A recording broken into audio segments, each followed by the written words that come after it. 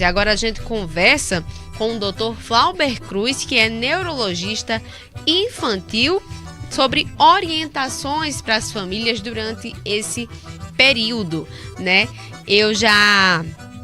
Desde já, seja bem-vindo à Frente da Notícia. E eu já começo te perguntando, né, Flauber, porque esse período ele pode representar um desafio maior para crianças atípicas e também suas famílias. Boa tarde.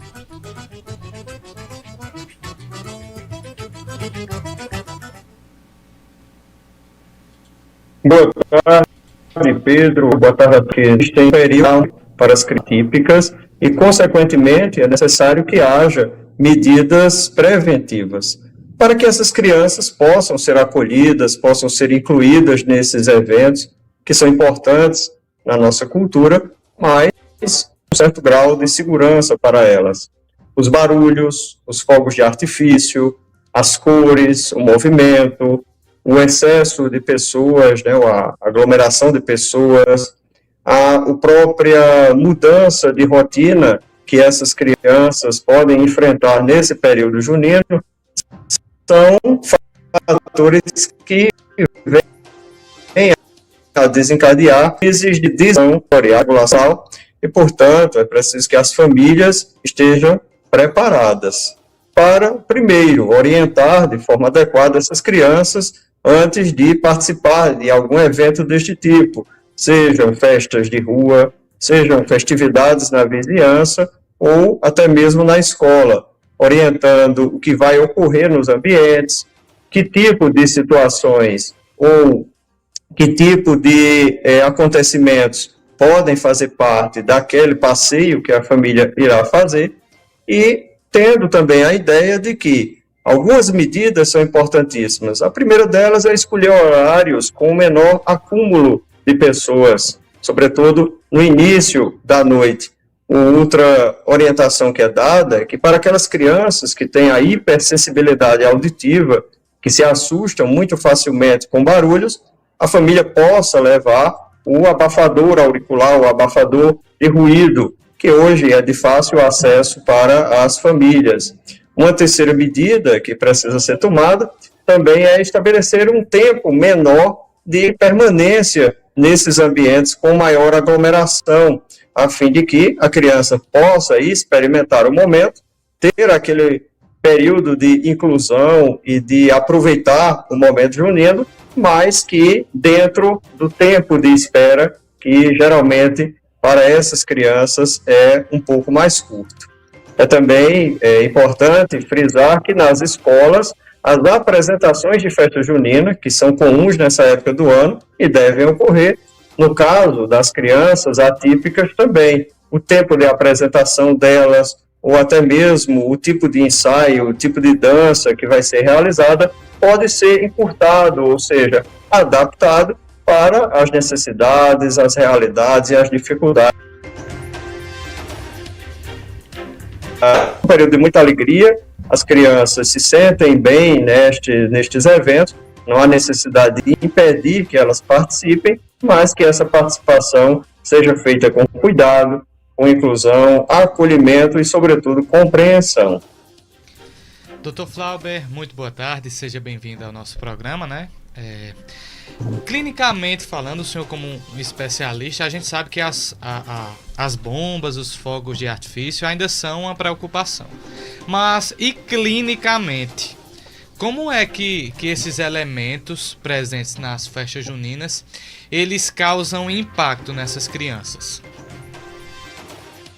Muito boa a sua pergunta, Pedro, porque, de fato, nessa época do ano é muito comum os pais buscarem consultas, ligarem para o consultório preocupados, porque as crianças se desregulam, muitas vezes por barulhos ou fogos de artifício que são soltados até tarde da noite, e as crianças muitas vezes têm uma rotina já fixa de dormir.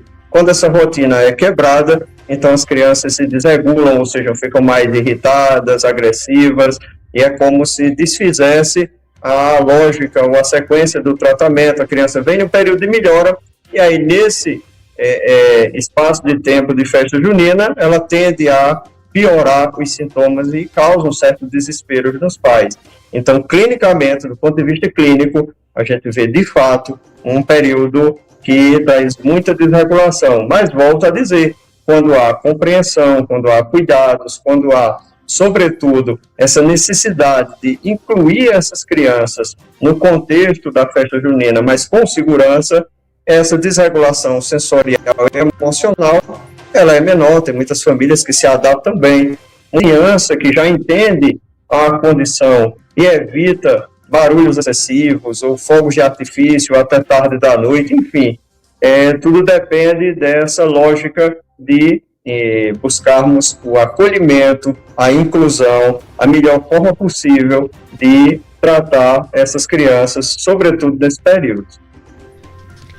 O uso de abafadores, né, de ruído ou protetores também auriculares é recomendado, né, doutor, nesse período? E nesse período é bastante útil o utilizador do abafador, do protetor auricular. Muitas famílias hoje têm acesso, algumas prefeituras até fornecem nas escolas para que as crianças possam utilizar. É uma boa estratégia. Pena que, para a hora do sono, é um pouco difícil de se utilizar, porque não tem como a criança utilizar o abafador, colocá-lo na cabeça no momento de dormir. Mas, para o momento festivo, se a criança, de fato, se incomoda com o barulho, se ela não consegue se adaptar às variações de som, que são típicas desse período junino, então o abafador é uma boa estratégia, sobretudo para levar a criança para passeios ou participar das festividades.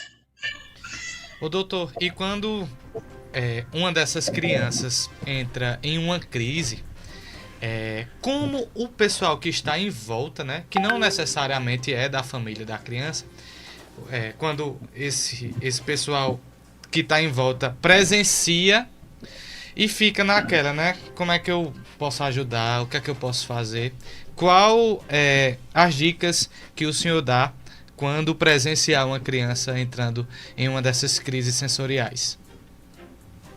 Isso, é essencial a pergunta, até porque algumas dessas crises, a depender da gravidade da criança, pode culminar com crise convulsiva.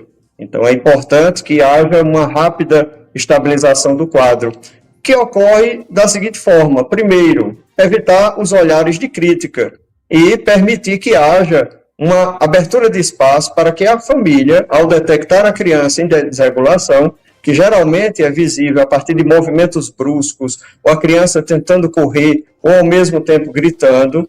Então, quando a família percebe isso, é preciso que as pessoas tentem se afastar, permitindo que haja um espaço para que a família resgate aquela criança, tire daquele ambiente, se afaste de lá e possa, então, levar a um ambiente menos barulhento, ou com menos estímulos, para, então, acalmar a criança.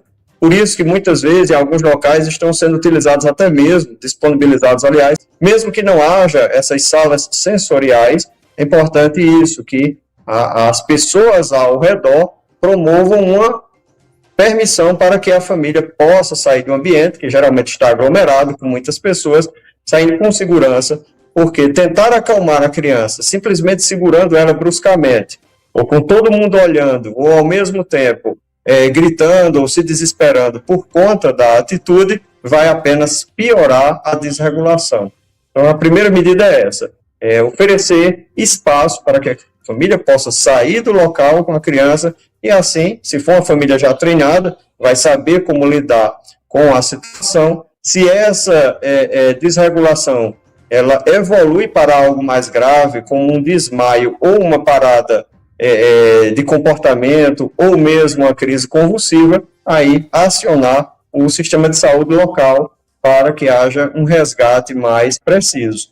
Mas a orientação geral é essa: evitar o olhar de crítica, ser compassivo com a situação, que na verdade é se afastando do local e permitindo que a família possa prestar a assistência adequada à criança que está emocionalmente desregulada.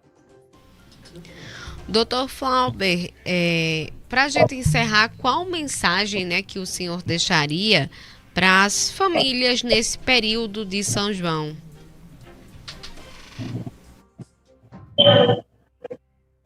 A mensagem principal, Raquel, seria de que esteja com o tratamento da criança em dia, que haja uma estabilização a partir das terapias, a partir dos ajustes escolares, a partir também de, em alguns casos, o uso da medicação, porque a criança melhor ajustada a partir das estratégias terapêuticas tende a se adaptar melhor às variações do ambiente. Então, a primeira dica é essa.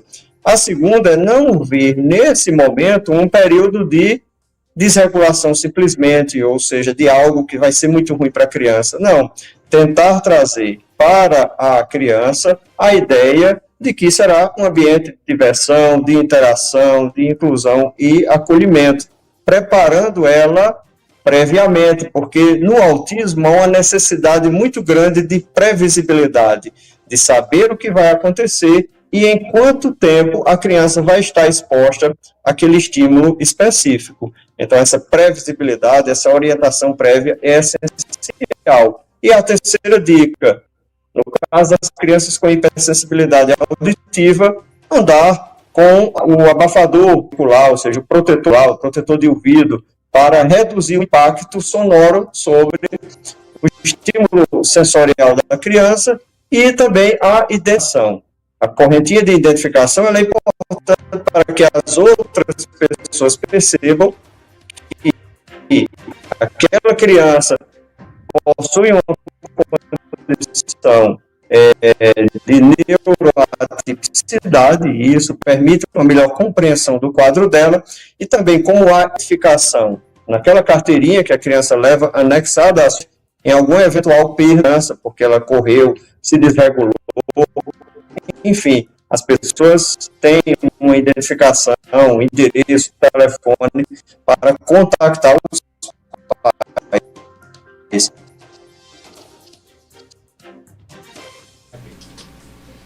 Muito obrigado, Dr. Flauber, pela sua participação em nosso programa. Matéria de utilidade pública, né, Raquel? A gente teve, só para sinalizar para ele, né, a gente teve uma perda de conexão, né? A gente teve uma perda de conexão, mas a gente já estava encerrando a entrevista e agradecer a ele, né? Um assunto muito importante. Perfeito. Para as famílias e para quem está em torno, né? Até das empatia crianças. também, Perfeito. né? Porque muita gente tá em um ambiente, né, público, seja numa festa, seja na rua, vê a criança entrando em crise e muitas vezes quer ajudar, mas não sabe como, né? Então tá aí a fala do Dr. Flauber Cruz, tirando todas as nossas dúvidas e ajudando o nosso telespectador a estar muito bem minado de informações para praticar a empatia, né, Raquel, em uma situação dessa.